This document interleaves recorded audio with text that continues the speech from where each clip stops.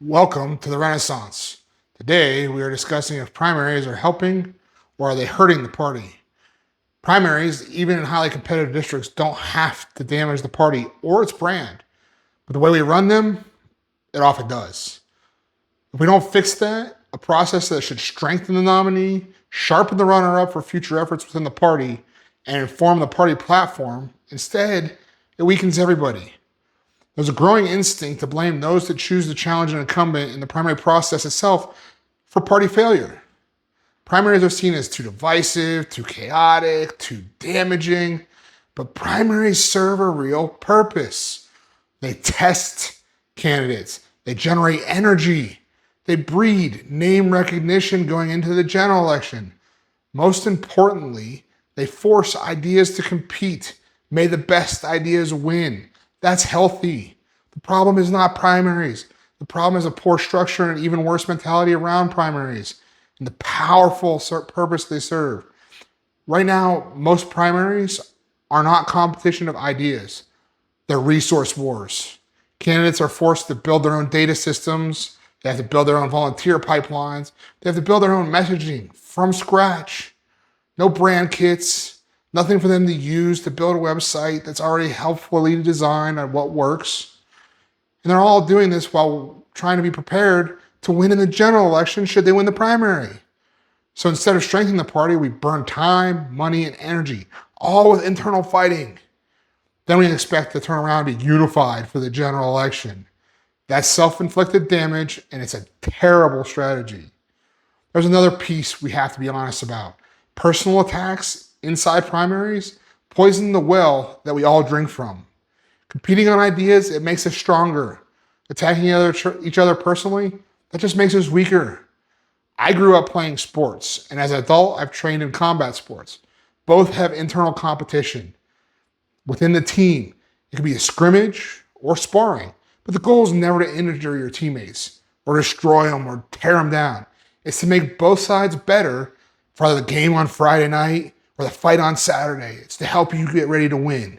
When primaries turn into character destruction instead of idea competition, we don't produce better candidates. We just damage the ones we have. Competition should not be self-sabotage. A functional primary has a structure, shared infrastructure, clear expectations, defined boundaries. And it's not to control the outcomes or put our fingers on the scale. It's to avoid a descent into chaos for people who are on the same team. Candidates should be competing on ideas and execution and voter connection, not on who can build the biggest independent war machine the fastest. This ties directly back to the neutrality I spoke of in the last video. If the party withholds tools in the name of neutrality, each campaign has to build its own system from scratch. That escalates the tension and frustration, which increases the likelihood of more internal conflict. And it guarantees the candidates with the most resources, not necessarily the best ideas, have a distinct advantage. Instead of a fair competition with benefits to all participants, we get a resource race. A well-structured primary should identify the strongest candidate. It should strengthen the party's overall capacity, and it should leave the nominee better prepared for the general election. Also, it should sharpen the runner-up and keep their team engaged.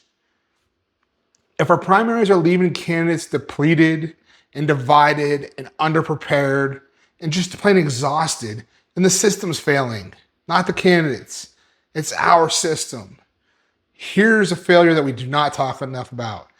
We give candidates a path into a primary, but there's no path for them to exit the primary. There's no defined off-ramp, no plan for how the runner-up and their team should stay involved. So then people get in a hard race, they take damage, and then we approach them too late with opportunities to stay involved. Sometimes our tone, it feels like an attempt to guilt them into sticking around. And when they don't jump back in immediately after taking all this damage, after this hard-fought race because it was poorly designed, we just dismiss them and say they were never serious about the party. They were never serious about Republicans, and they just wanted to be disruptive. That's not on them. That's on us. A functional system plans the transition before the race even starts. Clear expectations for post-primary integration, Define roles for the runner-up and key team members.